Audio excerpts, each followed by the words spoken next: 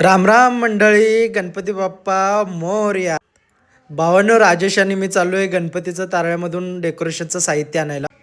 हिरवागार निसर्गाचा आनंद घ्यायचा असेल तर भावांनो सातारला यायलाच लागतंय. चला, जळवचा टॉपचा विषय दाखवतो तुम्हाला. कसा आहे देऊळकडा धबधबा, राडा आहे का नाही राडा.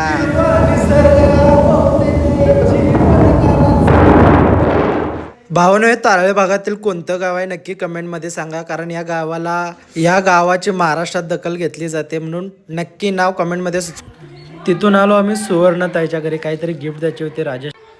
त्याच्यानंतर निघालो आम्ही तारळ्यामध्ये. बघा, स्टार्टिंगलाच पेट्रोल पंप लागतो.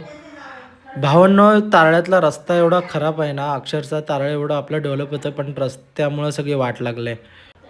चला म्हणलं, वेळ नको घालवायला, कारण खूप कामं होते. मग बोललो डायरेक्ट डेकोरेशनच्या दुकानामध्ये जाऊया, तिथं सामान घ्यायचं होतं. आजूबाजूला बघा RCCचं बांधकाम एवढं जबरदस्त झालं आहे ना तारळ्यामध्ये. त्याला आलो आपण डेकोरेशनच्या दुकानापाशी.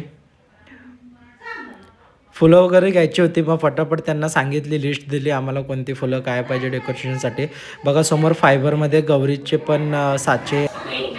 भूक पण लागली होती, मग तिथून आम्ही गेलो पुरी भाजी खायला हॉटेलमध्ये. मग पुरी भाजी मागवली आणि लावला तडका.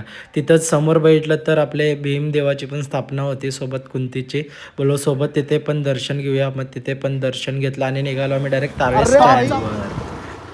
तारण्यामध्ये आलो आणि चामुंडा स्वीटमध्ये कचोरी खाल्ली ना, असं कधीच नाही झालं. बघा बकासूर कसा कचोरी खातोय.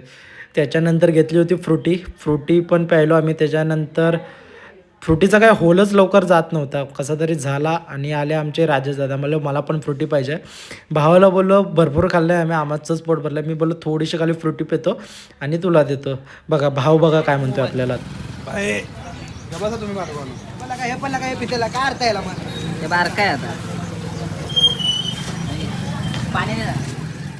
भावानं, गणपतीत ताजी भाजी खायची असेल तर तारळीच्या बाजारपेठेत यावं लागतंय.